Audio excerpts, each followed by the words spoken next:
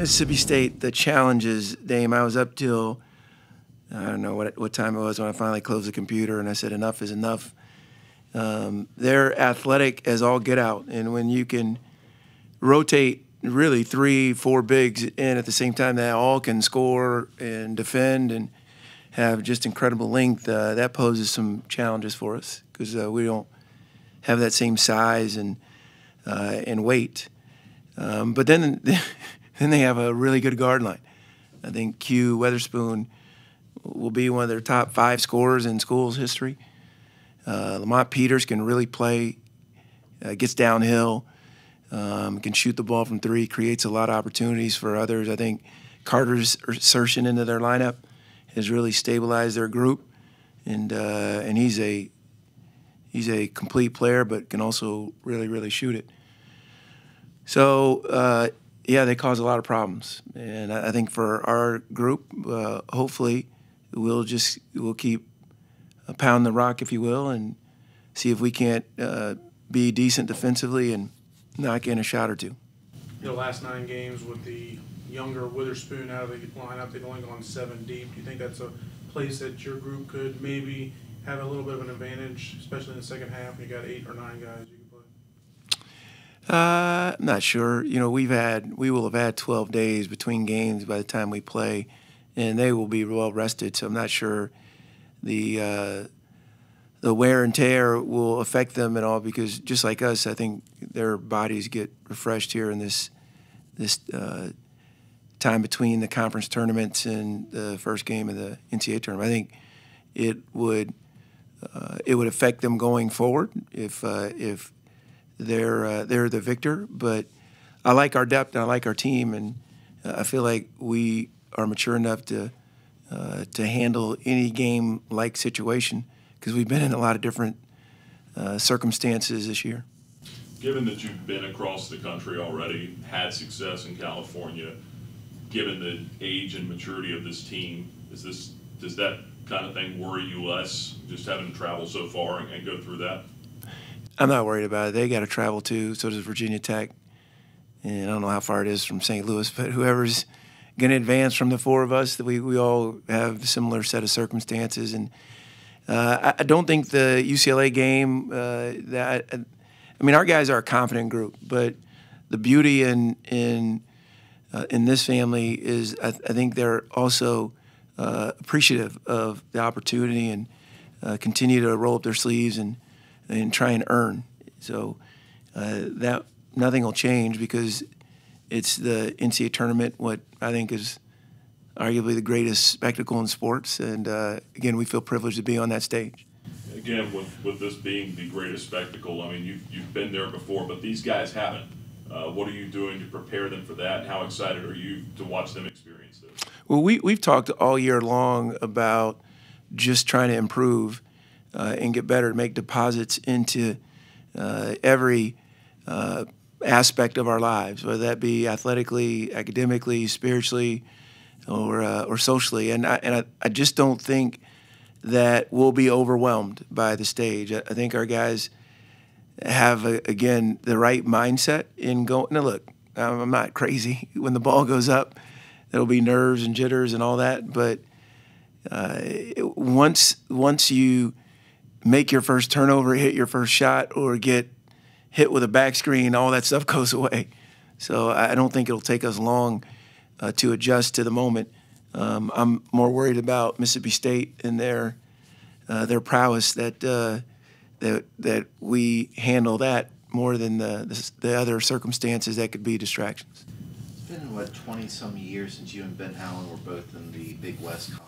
Wow, Dame, do you have to ask it like that? 20-some years, like it's like, goodness gracious. I mean, you were 6 when, I was 6 when you guys last played. I mean, come on, Dame. Yeah, could you just go with you and Ben have played, coached against each other before, Dame? Goodness gracious. Big Sky. Big Sky.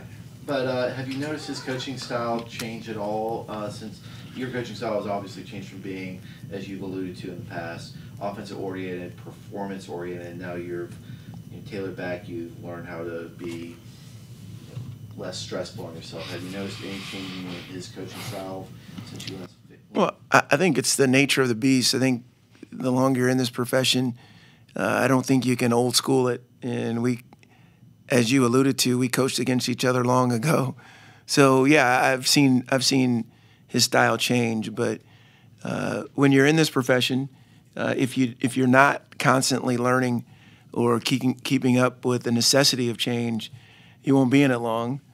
And he's adapted really well. I think having the time off, I know for me, the respite between the first stop at Liberty and this one was really beneficial for me. And I think him, after he left UCLA and kind of getting recharged, doing games or ESPN or maybe it was Fox, I think he got a chance to step back and look at some of the things that other coaches, some of the elite coaches around the country were doing, and he's added to his weaponry. He's a terrific coach.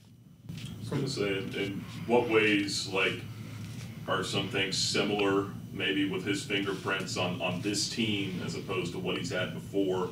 In what ways maybe has he expanded his weaponry, as you said? Well, I just think he's taken the program that he's inherited, and they have a winning mindset. I think defensively, they can create some havoc with their athleticism and their length. But I also think he's given his group some offensive freedom that would, I think, would be difficult to stop. And when you put together the freedom with the talent that he's got, they make for a long night of preparation. From what you've seen on film so far of Witherspoon, first team all-conference guard in the SEC, how does he compare with some of the other guards you've seen this year? Obviously, Darius Garland at Vandy early in the year. Yeah, we intentionally played the schedule that we did because we thought we might have a chance to have a good team, and we thought it would prepare us well for the ASUN. And I'm glad we did it. I think that belief speaks to having the privilege of getting a 12 seed.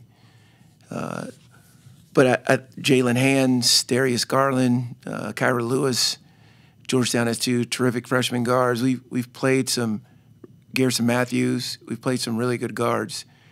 I'm missing some, but Q Weatherspoon is different because he's clever. The guy can really score the basketball. So how we defend him is what we do every day, and I'm really impressed with him. And Peters, he makes everybody on the court better because of his ability to see the floor, and he's fearless. He really puts a lot of pressure on your defense. With a game like this where they rotate so many bigs, what's the focal point of making sure Mayo doesn't get in foul trouble so you have your normal rotation of post and you keep him and Scotty as fresh as possible and as effective as possible as they can attack if they're not in foul trouble? Well, Dame, if I shared that with you, it'd be like leaking the women's bracket too soon. I feel like we're gonna try and keep educating our guys on how to stay in front of their guy without drawing a foul. Does that help? Does Brendan Newton get some more playing time?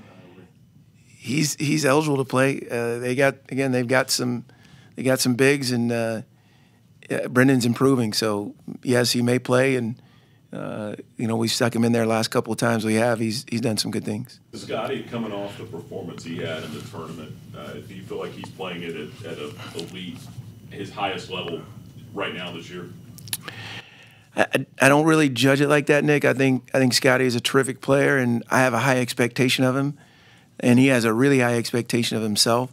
So I think he's continued to improve, and I know he garnered first team all-conference honors and all that, but I think when he steps on the floor, he's got a desire to help his team win the game. And the beauty of his person is whatever it takes to do that, he's willing to do. I think it was Nick Ward that I heard an interview from Michigan State.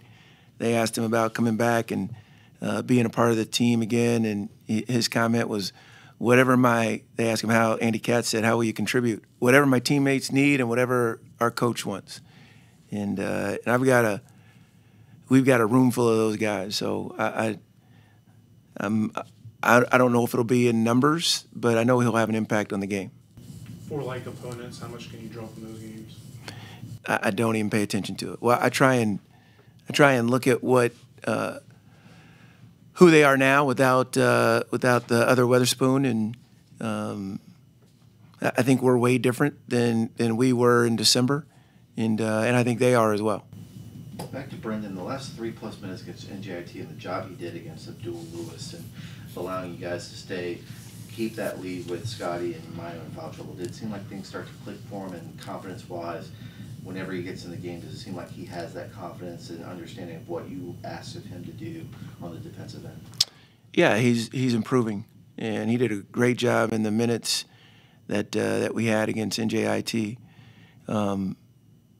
And Abdul Lewis is a really good player, but he doesn't look like the guys at Mississippi State.